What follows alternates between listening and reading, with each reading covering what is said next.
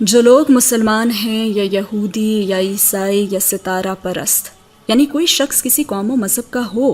جو اللہ اور روز قیامت پر ایمان لائے گا اور عمل نیک کرے گا، تو ایسے لوگوں کو ان کے اعمال کا صلہ اللہ کے ہاں ملے گا، اور قیامت کے دن ان کو نہ کسی طرح کا خوف ہوگا اور نہ وہ غمناک ہوں گے۔ اور جب ہم نے تم سے عہد کر لیا اور کوہ طور کو تم پر اٹھا کھڑا کیا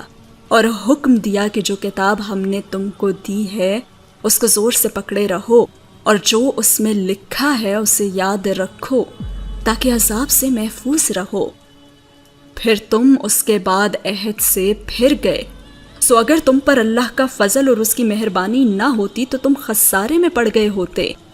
اور تم ان لوگوں کو خوب جانتے ہو جو تم میں سے ہفتے کے دن مچھلی کا شکار کرنے میں حد سے تجاوز کر گئے تھے، تو ہم نے ان سے کہا کہ ذلیل و خوار بندر ہو جاؤ۔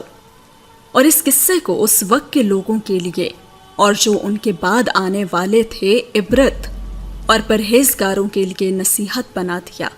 اور جب موسیٰ نے اپنی قوم کے لوگوں سے کہا کہ اللہ تم کو حکم دیتا ہے کہ ایک بیل ذبح کرو، وہ بولے کیا تم ہم سے ہنسی کرتے ہو؟ موسیٰ نے کہا کہ میں اللہ کی پناہ مانگتا ہوں کہ نادان بنوں۔ انہوں نے کہا کہ اپنے پروردگار سے التجا کیجئے کہ وہ ہمیں یہ بتائے کہ وہ بیل کس طرح کا ہو۔ موسیٰ نے کہا پروردگار فرماتا ہے کہ وہ بیل نہ تو بوڑھا ہو اور نہ بچڑا، بلکہ ان کے درمیان یعنی جوان ہو، سو جیسا تم کو حکم دیا گیا ہے ویسا کرو۔ انہوں نے کہا اپنے پروردگار سے درخواست کیجئے کہ ہم کو یہ بھی بتا دے کہ اس کا رنگ کیسا ہو۔ موسیٰ نے کہا پروردگار فرماتا ہے کہ اس کا رنگ گہرا زرد ہو کہ دیکھنے والوں کے دل کو خوش کر دیتا ہو۔ انہوں نے کہا اب کے پروردگار سے پھر درخواست کیجئے کہ ہم کو بتا دے کہ وہ اور کس کس طرح کا ہو، کیونکہ بہت سے بیل ہمیں ایک دوسرے کے مشابہ معلوم ہوتے ہیں، اور اللہ نے چاہا تو ہمیں ٹھیک بات معلوم ہو جائے گی۔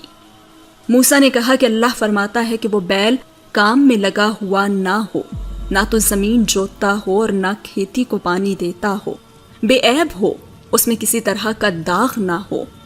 کہنے لگے اب تم نے سب باتیں درست بتا دیں۔ غرض بڑی مشکل سے انہوں نے اس بیل کو ذبح کیا، جبکہ وہ ایسا کرنے والے لگتے نہ تھے۔ ہر جب تم نے ایک شخص کو قتل کیا تو اس میں باہم جھگڑنے لگے، حالانکہ جو بات تم چھپا رہے تھے اللہ اس کو ظاہر کرنے والا تھا۔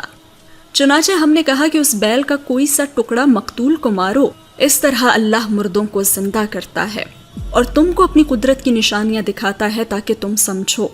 پھر اس کے بعد تمہارے دل سخت ہو گئے، گویا وہ پتھر ہیں یا ان سے بھی زیادہ سخت۔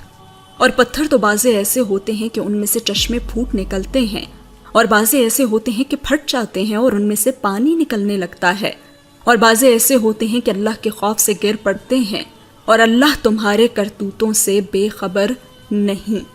مومنوں کیا تم امید رکھتے ہو کہ یہ لوگ تمہارے دین کے قائل ہو جائیں گے، حالانکہ ان میں سے کچھ لوگ کلام اللہ یعنی تورات کو سنتے پھر اس کے سمجھ لینے کے بعد اس کو جان بوجھ کر بدل دیتے رہے ہیں، اور یہ لوگ جب مومنوں سے ملتے ہیں تو کہتے ہیں ہم ایمان لے آئے ہیں،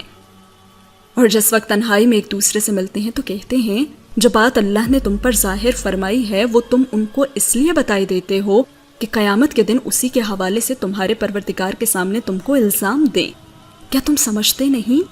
کیا یہ لوگ یہ نہیں جانتے کہ جو کچھ یہ چھپاتے ہیں اور جو کچھ ظاہر کرتے ہیں اللہ کو سب معلوم ہے؟ اور بعض ان میں سے ان پڑھ ہیں کہ اپنے آرزوؤں کے سوا اللہ کی کتاب سے واقف ہی نہیں، اور وہ صرف اٹکل سے کام لیتے ہیں۔ سو ان لوگوں پر افسوس ہے جو اپنے ہاتھ سے کتاب لکھتے ہیں اور کہتے یہ ہیں کہ یہ اللہ کے پاس سے آئی ہے تاکہ اس کے عوض تھوڑی سی قیمت یعنی دنیوی منفعت حاصل کریں۔ سو ان پر افسوس ہے اس لیے کہ بے اصل باتیں اپنے ہاتھ سے لکھتے ہیں، اور پھر ان پر افسوس ہے اس لیے کہ ایسے کام کرتے ہیں، اور کہتے ہیں کہ دوزخ کی آگ ہمیں چند روز کے سوا چھو ہی نہیں سکے گی۔ ان سے پوچھو کیا تم نے اللہ سے اقرار لے رکھا ہے کہ اللہ اپنے اقرار کے خلاف نہیں کرے گا، یا تم اللہ کے بارے میں ایسی باتیں کہتے ہو جن کا تمہیں مطلق علم نہیں؟